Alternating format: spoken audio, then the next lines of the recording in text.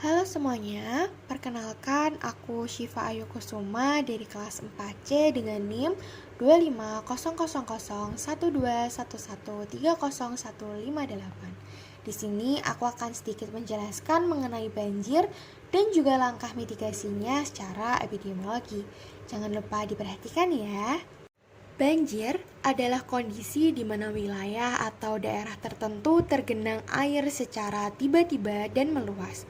Banjir biasanya terjadi akibat curah hujan yang tinggi, meluapnya sungai, air pasang laut yang tinggi, atau kerusakan pada sistem drainase atau saluran air.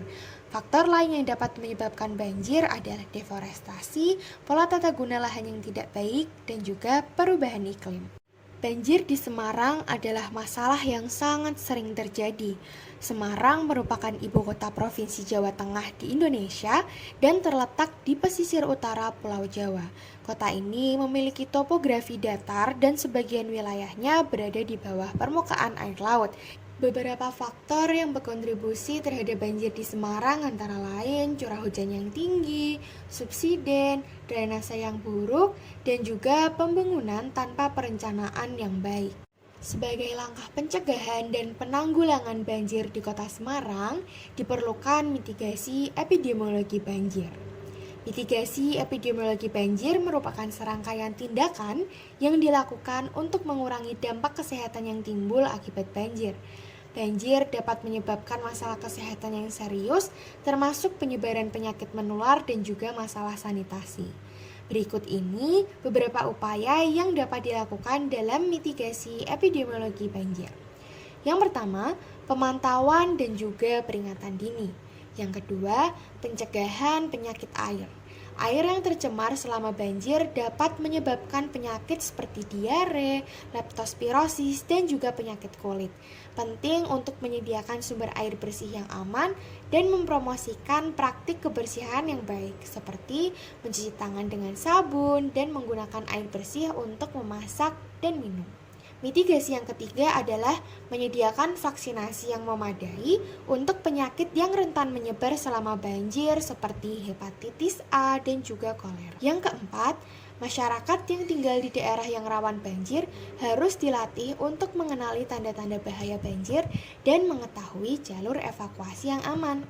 Yang kelima, pengelolaan limbah dan juga sanitasi yang baik.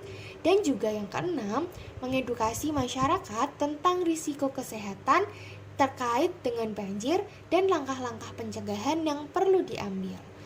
Kesimpulan yang dapat kita ambil adalah banjir di Semarang merupakan masalah yang sering terjadi dan kompleks dipengaruhi oleh faktor-faktor seperti curah hujan tinggi, subsiden, drainase yang buruk, dan pembangunan tanpa perencanaan yang baik. Banjir memiliki dampak yang merugikan. Upaya mitigasi banjir di Semarang meliputi perbaikan infrastruktur drainase, pengelolaan sampah, pembangunan tanggul dan pintu air, serta edukasi dan perencanaan tata ruang yang baik. Mitigasi epidemiologi banjir juga penting untuk mengurangi dampak kesehatan yang timbul akibat banjir, termasuk pencegahan penyakit air, vaksinasi, evakuasi yang aman, pengelolaan limbah dan sanitasi, serta edukasi masyarakat tentang praktik kebersihan selama banjir. Dalam rangka mengatasi bencana banjir di Semarang, diperlukan pendekatan yang komprehensif dan berkelanjutan dengan melibatkan berbagai sektor dan pihak terkait.